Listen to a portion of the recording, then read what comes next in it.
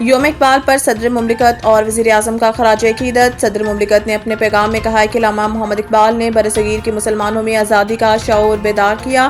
اقبال کا پیغام آج بھی رہنمائی کا سرچشمہ ہے۔ 1930 کا خطبہ الہ آباد مسلمانوں کے خود مختاری کی بنیاد بنا۔ آصف علی زرداری نے کہا ہے کہ اقبال نے امت مسلمہ کی شناخت، روحانیت اور آزادی پر زور دیا۔ ان کی نظریات نے پاکستان کی قومی شناخت کی تشکیل کی۔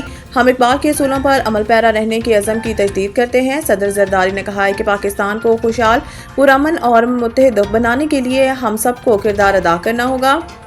علامہ محمد اقبال کا وژن آج بھی ہماری ترقی کی سمت متعین کرتا ہے۔ اقبال کا فکری ورثہ آنے والی نسلوں کے لیے مشعل راہ رہے گا۔ وزیر اعظم شہباز شریف نے کہا ہے کہ آج ہم شاعر مشرق، مفکر اسلام علامہ محمد اقبال کو ان کی یوم پیدائش پر خراج عقیدت پیش کرتے ہیں۔ علامہ اقبال نے غلامی کے اندھیروں میں روشنی کی شمع جلائی۔ انہوں نے مایوسی کا شکار قوم کو خودی کا پیغام دیا۔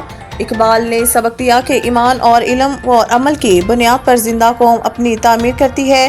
شہباز شریف نے کہا ہے کہ آج بھی قومی اور عالمی حالات میں فکر اقبال رہنمائی فراہم کرتی ہے۔ ان کا نوجوان ملت کا معمار اور مستقبل کا شاہین ہے۔ اقبال کا خواب تھا کہ نوجوان اپنی تقدیر خود لکھیں۔ علامہ محمد اقبال کا خواب تھا کہ نوجوان اپنی پرواز سے نئی دنیا پیدا کریں۔